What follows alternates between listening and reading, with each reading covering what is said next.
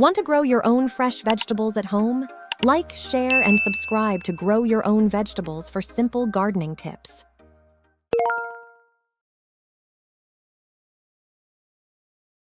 Well, hello there, Stacey Murphy here from Grow Your Own Vegetables. And in this video, we're going to talk about how to grow ginger and turmeric right at home, regardless of whether you're going to grow in a container or whether you're going to grow in the soil, or maybe you have a short growing season that's a little bit cold, or if you have a blazing hot long season. I'm going to share with you the strategies that you need to succeed, and I'm also going to share a couple of the pitfalls to avoid.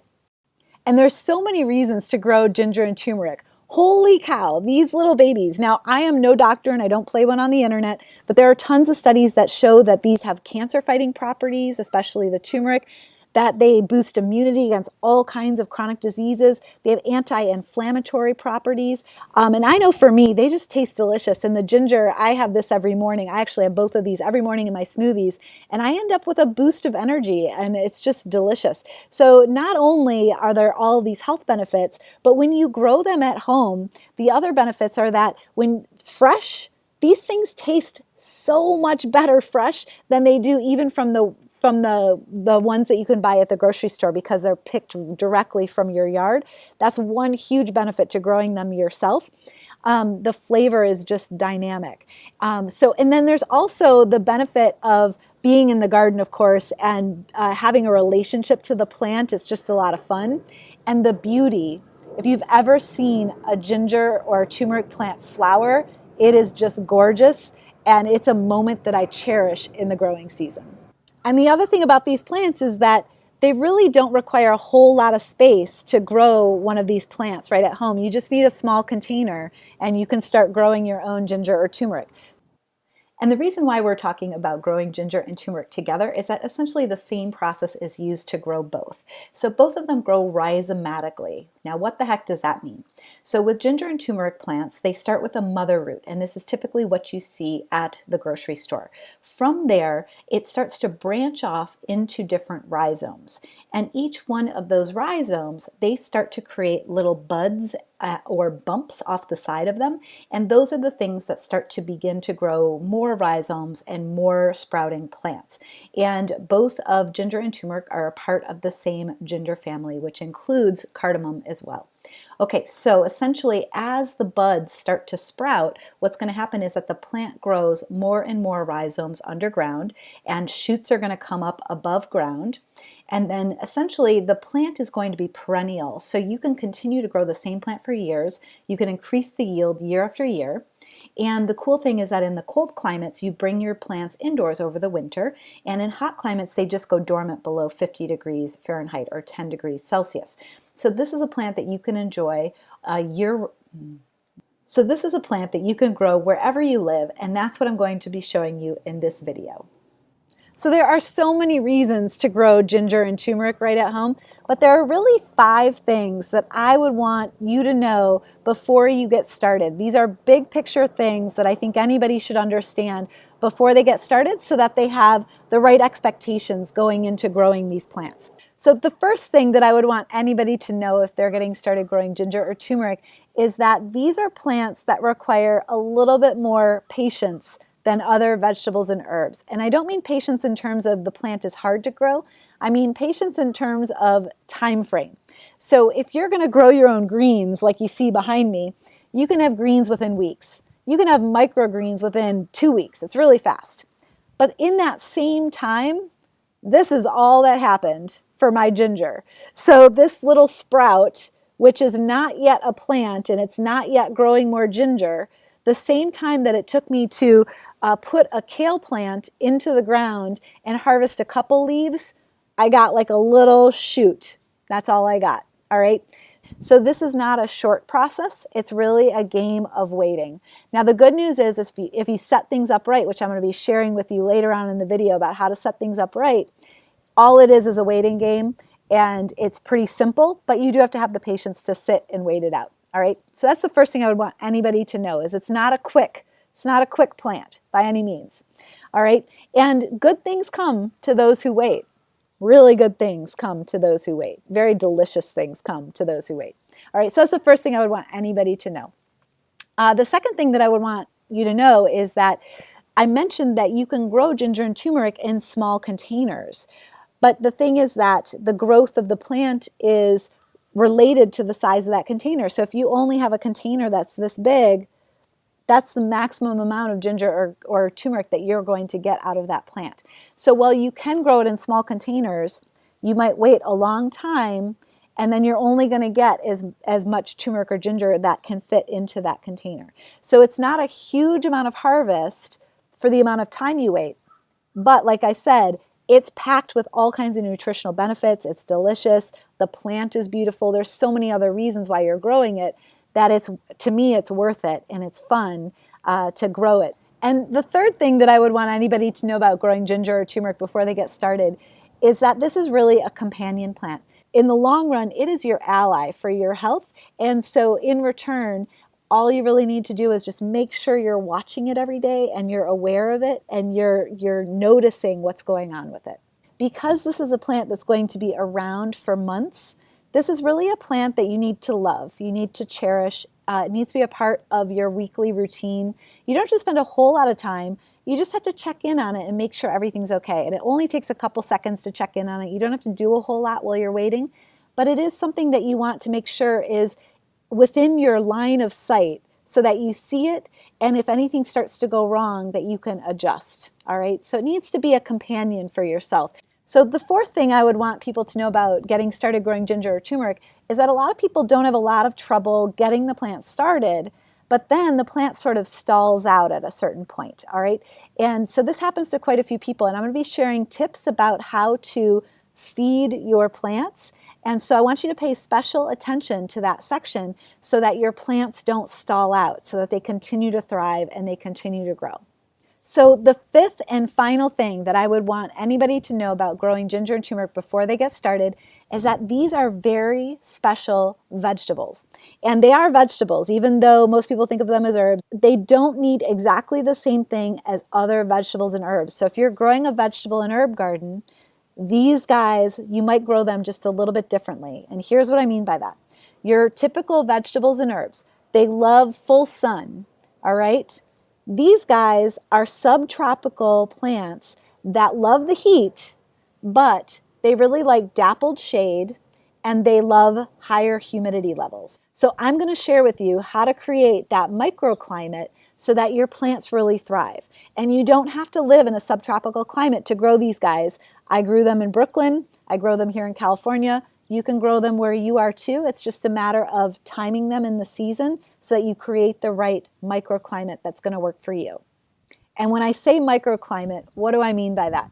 So essentially, your regular climate of your garden, you're going to have your vegetable garden. It's going to want full sun.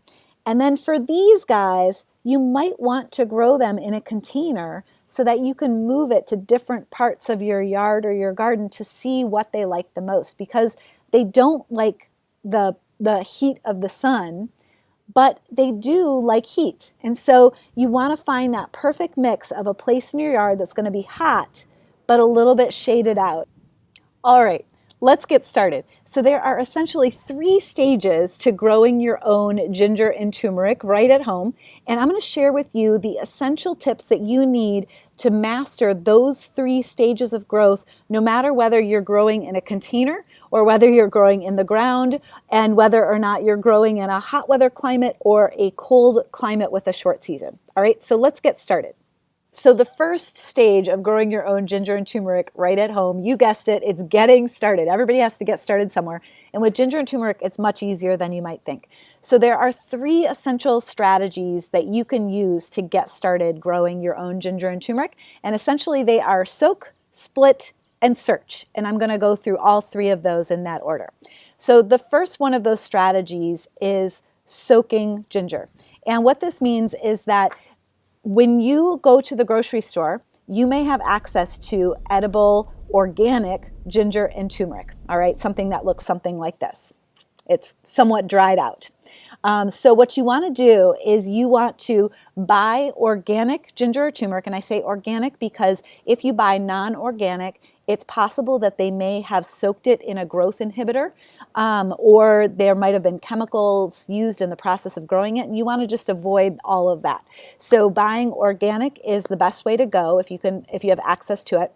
And the other thing that I would say is that even when you buy some of the organic, they may have been sprayed with some sort of growth inhibitor to keep them at this stage. But what's interesting is you'll notice that this is organic ginger that I bought at the store, and it's somewhat dried out. Look how dried out it is compared to this, which is nice and juicy.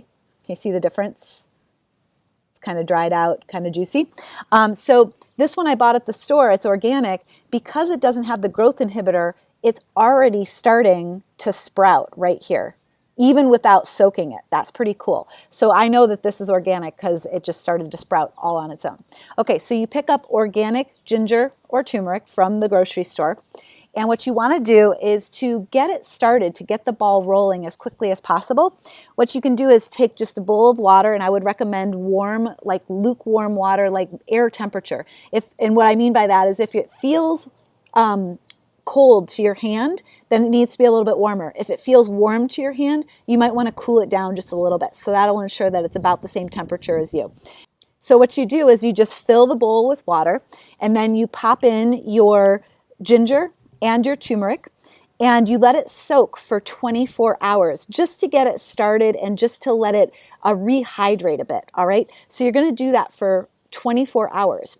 That's your first step. The second step from there is that you can either just directly put that into the ground and let it sprout from there, or you can continue a sort of water soaking method. And it's up to you which one you prefer. So what I like to do is to use a shallow dish, a shallow pan, and I like that it's flat, all right? And then what I like to do is I like to take my ginger and my turmeric and lay it in so that the water comes up to about halfway on the plants, so that the top surface has access to air and the bottom surface has access to water. What that's going to do is it's going to hydrate, but it's also going to allow them to also dry out and not get too wet. And what I like to do is about once a day, I come in and I change the water, make sure that it's clean and clear, and I keep putting in the warm water, the lukewarm water, and once a day I just flip them to the other side so that the part that was getting access to water now has access to air, and vice versa. And I would leave them there until they start to sprout. So that's one way to do it. And there's a second way, which is once you soak them overnight in the warm water, you can go out and you can plant them directly into your potting mix if you're growing in a container, or into your soil if you're growing in the ground. And I did that recently, and check this out. So this guy, I popped right in the earth right after I had soaked it overnight. And this guy happened after a couple of weeks, and these roots are starting to form. So this is already sprouting I just put it in the ground and I've been watering regularly, and it's sprouting on its own. So here's the deal with this process. So this is the soaking process to kickstart your growth. It's going to the grocery store. You have access to the turmeric and the ginger at the grocery store. So it's one of your easiest ways to get started because it's available right at your grocery store. And then by soaking it, you just give it a kickstart, and then you can either continue soaking it indoors or put it outdoors. And so if you're in a cold region, you can get a real kickstart on the season by putting it in one of these flat containers of water and just flipping it back and forth until it sprouts. And then at a certain point, what's going to happen is it's going to sprout and point upward. At that point, you don't want to flip it anymore. You just let it keep sprouting upwards, and you could put it in some potting mix at that point. Here's a pro tip when you're looking at ginger and garlic at the grocery store and you're wondering which ones to pick for growing at home. This is a really, really fresh piece of garlic. I don't know if you can see this, but it is really beautiful, bright yellow and gorgeous. And if you look here, this piece here is kind of pinkish. The camera might not pick this up, but that is a sign of super fresh ginger that has been harvested recently. And that means that when you go to soak this and plant this, because it's fresh, it's going to grow even faster than something that's been around a little bit longer. However, plants want to grow. They really want to grow. This guy looks totally dried up and shriveled up. You can see like the wrinkles right here because it's so dry. But here's the deal. It is sprouting right here. So even though this guy seems like it's much drier than this guy, it still is sprouting. So when you're looking for plants, do the best that you can in order for the best possible results. But at the same time, even if what you have seems subpar, you never know. They want to grow for you. They really do. So that is essentially the soak first method. And the benefits to it is that you have access to organic turmeric and ginger at the grocery store, and you're just going to use that. So that's the benefit.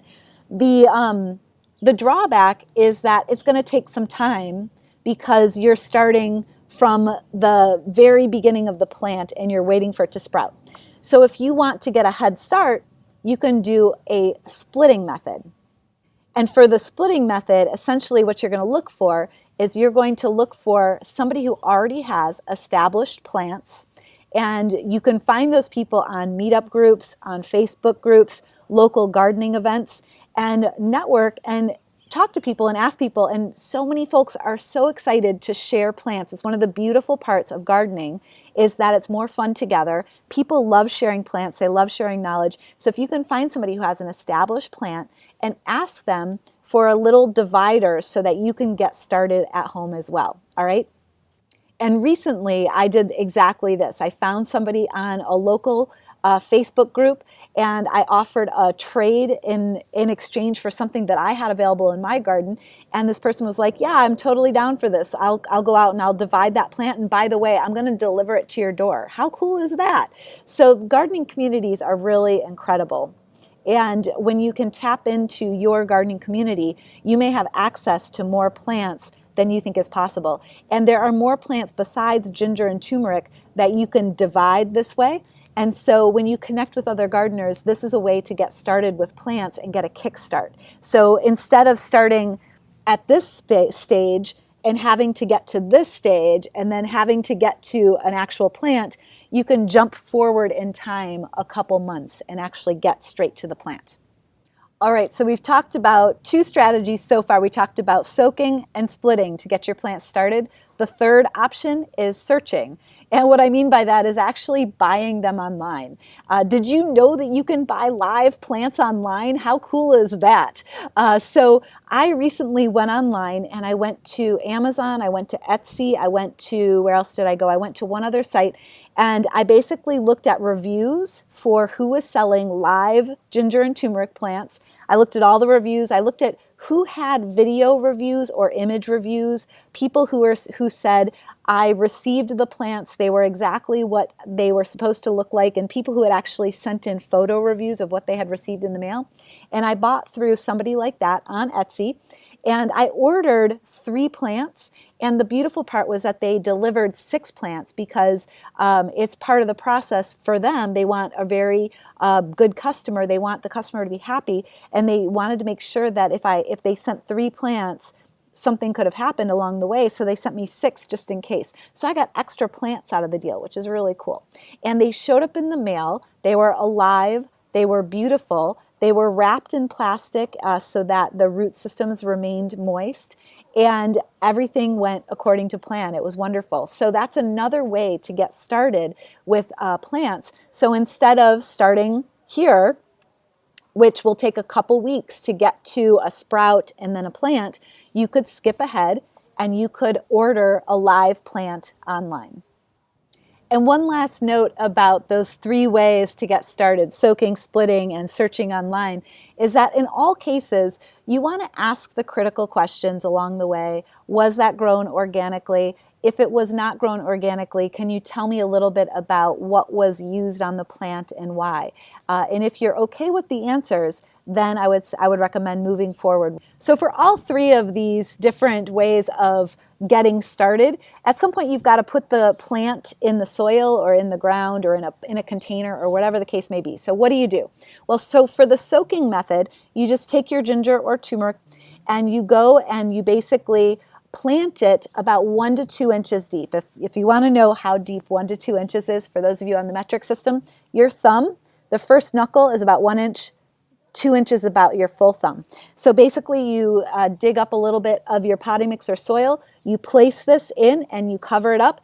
And here's the thing, it's going to want to grow no matter what. If you know where the sprout is going to emerge, it's nice if that's pointing upward to give it some help. But this one, take a look. The roots are, this one sprouted this way where this was kind of going sideways. So now the roots are growing down and the sprout is growing up. The plant will figure it out. So just plant it down about 1 to 2 inches and it'll be good to go. And for the plants that you either got from a friend that were split or the ones that you purchased online, it's super simple. You just dig a little hole and you put the transplant into the ground. You bury it up into the stem. You make sure the roots are underground and the stem is above ground, and you water it in. And one last note about these baby plants. This is a critical stage where they are more susceptible to sunlight, so you do want to make sure that they are shaded out when they are first planted. All right, so you got your ginger and your turmeric plants started. Now what? The next stage of the process is caring for your plants or feeding your plants. And so you need a strategy that's going to work no matter whether you're growing in a container or whether you're growing outdoors. So I'm going to cover both of those separately because they're very different. So ginger and turmeric, they are heavy feeders. So what the heck does that mean anyway? So here's the deal. Vegetables and herbs, they all require a healthy, fertile soil that's just full of life, that has tons of biology in it, all right? That's what provides us food that is chock full of nutrients. If the soil is dead, then there's no nutrients that are available for our plants. So we require a very healthy, fertile soil for all vegetables and herbs. And then there are some vegetables and herbs that are considered heavy feeders, which just means they need a little extra love. Okay, so a quick lesson about soil, very briefly, so you understand what I mean about all vegetables and herbs need a healthy, fertile soil.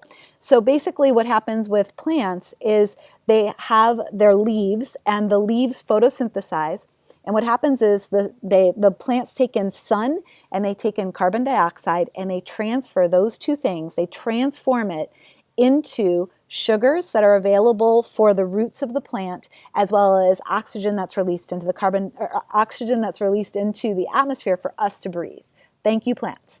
And those sugars that are created in that process go down to the roots, and inside the roots, microorganisms feed off of the sugars, and in response to that, they deliver nutrients to the plants. And those are the exact nutrients that we consume and that we need for a healthy, vital life.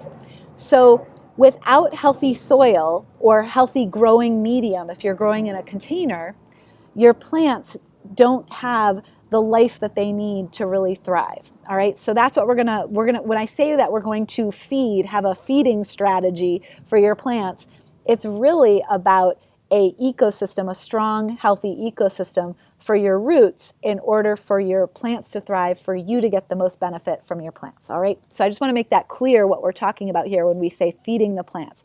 It's a little bit misleading. We're not technically feeding the plants. We're feeding the life in the soil that's feeding the plants that then nourishes us. All right, so I hope that's clear. So there are two different ways to feed your plants depending on whether you're growing in a container or whether you're growing in a soil bed, all right? And the reason it's different is that when you're in a container, the plant only has what's available in that small container to thrive. But when it's growing, let's say, in a planted bed where the roots can spread much deeper, they can get life and energy from a much wider source. So it's a little bit different. And either one works as long as you follow the formula. All right, so here are the two different strategies. So if you're planting directly outside into a raised planting bed that has connection to the earth below it, or just even directly right into your soil wherever you are, what you want to do with all your vegetables and herbs is you want to lay down at least 2 inches, like this, the height of your thumb, 2 inches of good quality compost across the entire length of your bed. And that's going to ensure that over the course of the season that you have sort of a drip release of life and benefits that are going to keep your plants healthy. All right, so 2 inches at the start of the season across all of your beds. And if you're planted outside, that's most of what you're going to need. So let's talk about that compost for just a moment. If you're using plant-based compost, you just want to make sure that it's been sourced organically so that your plants are not getting any toxic chemicals from like pesticides or herbicides. So a good plant compost is a good way to start. I would recommend adding, if you have access to it, some worm castings or some vermicompost, because that's really going to improve the life in the soil, and it's going to add all sorts of beneficial bacteria. It's been shown to help prevent diseases. It's absolutely magic. You got to get the worm poop. You got to get the worm poop. So that's a good source of compost as well. And if you're using animal manures in any way, make sure that they are fully composted and cured before you're using them for planting vegetables and herbs, all right? And make sure they're organic, because a lot of times with animals, if they have fed on material that is not organic, then their poop has all of those toxins that's associated with all of those chemical sprays. And so that's something that you don't want in your garden. Things like herbicides can actually reduce the growth of your plant. They can inhibit the growth of your plant. So you want to make sure that your sources for your compost are always organic. All right, super important. All right, so you started with a good layer of compost outdoors. The next stage is you may want to add an extra oomph. And you know, the thing is when you add a little extra oomph, your plants can feel the love. And so extra, you know, if you start with 2 inches of compost at the start of the season and you're growing in the soil, you can also add compost teas once a month. That's going to add beneficial microorganisms and bacteria to the plant, and it's going to help create even more of a thriving ecosystem for your plants. So that can be beneficial. You can also, over the course of the season, add some mulch from different plants that might add some additional benefits. Things like comfrey or things like moringa, if you have it around, you can chop it and you can drop it around the plants. And those things, as they decompose, not only is it adding life to the soil, the microorganisms are going to start to break all that down, but it's adding more nutrients, it's adding all kinds of benefit. So you can mulch with those extra plants, and you can also spray with or water with some sort of emulsion. So there are liquid seaweed or liquid fish emulsions that are available on the market, and you can basically mix them up with some water. And you want to typically go according to the directions on the bottle, but typically I do like a capful of the emulsion, and then I basically put that into a watering can and I fill the watering can with water, and then I use that to water the plants. And you could do that once a month, and if you do more, it's likely that your plants will explode with growth. I mean, the more you add, the more benefit you typically see, as long as what you're putting on the plants is organic and it's not a fertilizer. You don't want to go to the store and get something that has chemicals in it or just has numbers like NPK numbers. You want to actually go to the source, and you want to get, you know, liquid seaweed or liquid fish, and then take it and dilute it and water that on, and that's just adding life to your soil. So that's what you want to do if you're growing in the soil. And what we found growing in the soil is it doesn't require very much love and attention for the plants to really thrive. All right. Now, let's say you're growing in a container. It's a little bit different. The plants only have that small little container in order to get all of the plant's needs taken care of. So basically, you're going to be using the same ingredients, but you're going to be using them in smaller quantities and more often to keep that cycle of life happening, all right? So whereas in the ground, you can kind of put all the compost in at once, and over time, it will drip release out. And in the container, you want to continuously add. So what I would recommend for growing in containers is you want to add maybe an inch to start with for compost, like the size of your first knuckle, an inch of compost across the top of your potting mix. And you want to start with a really good potting mix, by the way, something that has organic matter in it, something that is certified OMRI or CDFA is some of the best brands that you can find on the market. Even those labels, you know, they don't They're our best strategy for making sure that what's in the bag is what is said is in the bag. But the labeling, it's always a little bit tricky. So that's your best strategy moving forward, is something that is OMRI or CDFA, even better. Get a nice quality bag mix. Add in a good inch of good quality compost, and I would recommend getting some of those worm castings in there because that's going to be really beneficial. And then over the course of the rest of the growing season, I would recommend every 2 weeks you're going to take your fish emulsion or your seaweed emulsion, depending on whether or not you're going to work with animal products or not.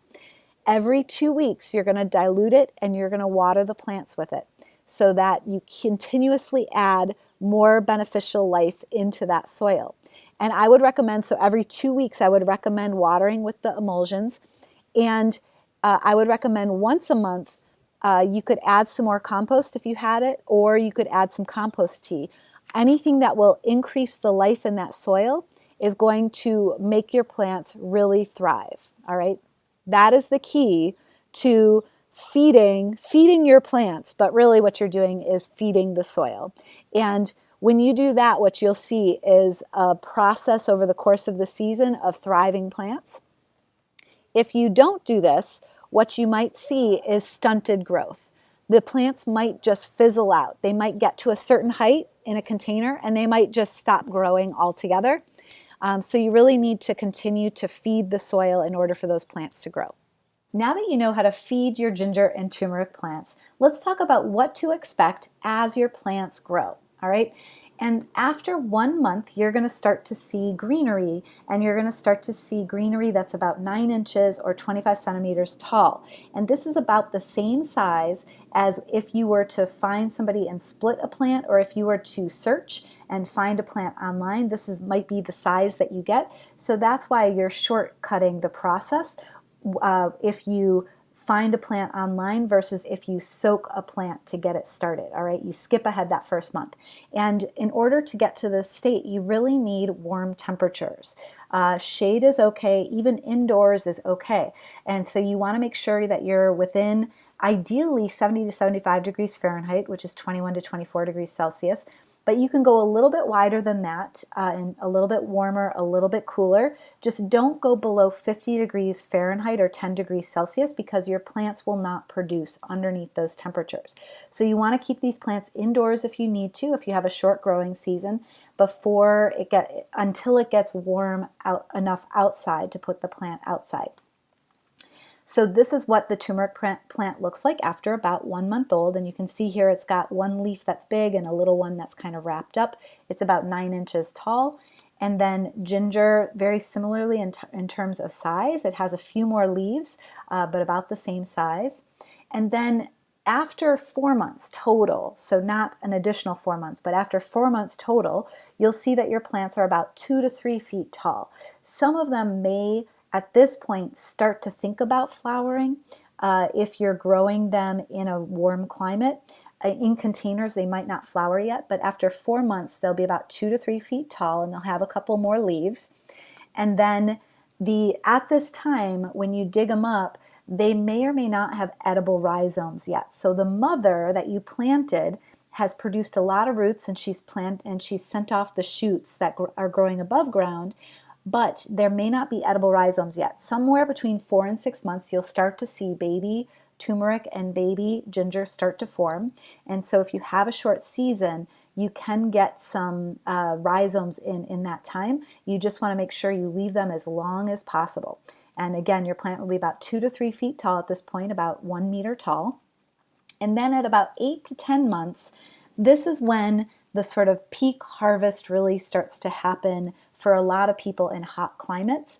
And your plants will be about 3 to 4 feet tall, over 1 meter tall. You can see the ginger on the left is a little bit spikier leaves, and the turmeric on the right has wider leaves. You'll also notice that the leaves in general have yellowing and browning. That's totally normal. That happens. Oftentimes the plants, even when they're grown in dappled shade, will just get a little bit too much sun, and they will show signs of that. So these plants, the way that we keep them in the dappled shade, it looks like they're out in the sun, but they're not. These actually are grown in California and they are under shade cloth. So they are inside of a hoop house, and that hoop house has plastic on the outside, and then it has a layer of shade cloth, which is a 50% shade cloth, so that these plants aren't getting full sun. And on top of that, because they're grown inside of the hoop house, that hoop house is providing a little bit of humidity, extra humidity for these plants, because they are subtropical and they do like a little bit of humidity. So the good news is if you're growing in places like the Pacific Northwest, or if you're growing in the Northeast, or you're growing around the Great Lakes, you've got some humidity already in the air. If you're growing in Florida, you've got some humidity already in the air. And all you really need is to find a good spot with a little bit of shade. Now, as you're growing, the other thing that can provide shade is other plants. So here in California, the turmeric plants that you see here were grown among moringa plants, and the moringa plants are providing a little bit of dappled shade as well. And on top of that, the moringa plants are, as they evaporate moisture, they are basically providing more humidity for the turmeric plants. And as you're growing these plants, as they're getting taller and taller, the one thing you want to watch for is the base of the plant. You want to cover up the rhizomes as they grow. If they start growing above ground, cover with a little bit more soil, with more compost, whatever you have available, some mulch if you need to. That way it's going to provide more space for more rhizomes to grow in.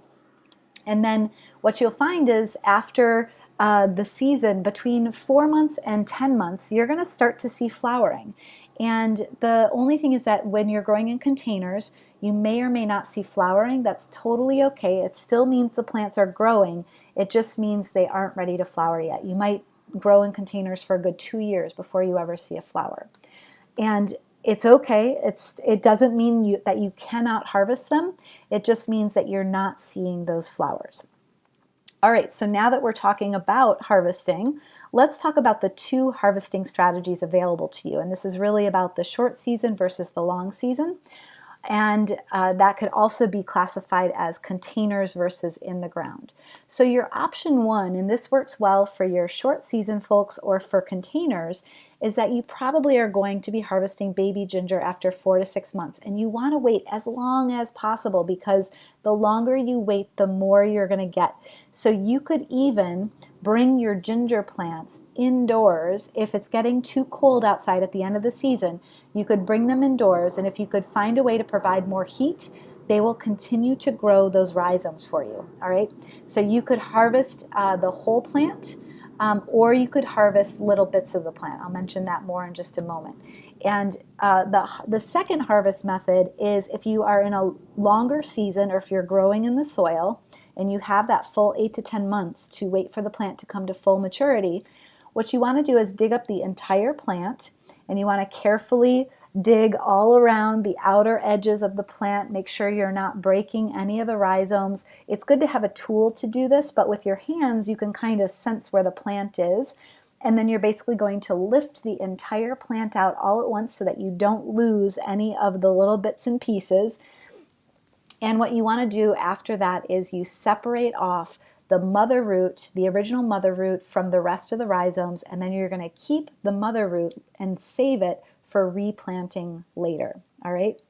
And the thing is with the harvesting process is that if you're harvesting early, you're going to notice that there's a range of thickness with the stems.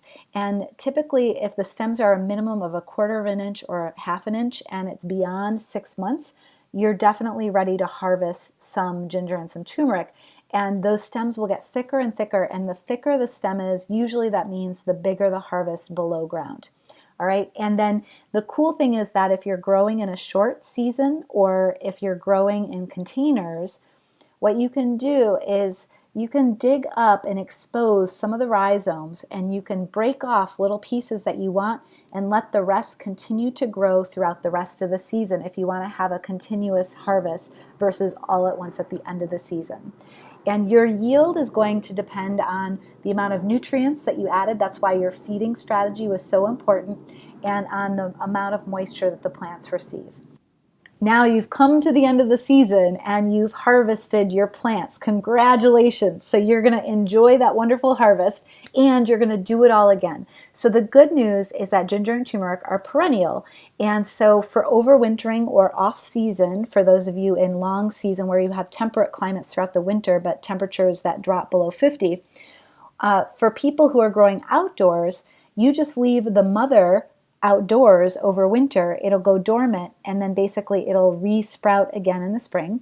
Or you can bring the mother indoors for the winter, for those of you with cold seasons, and basically plant the mother inside of a potting mix. It will start to sprout.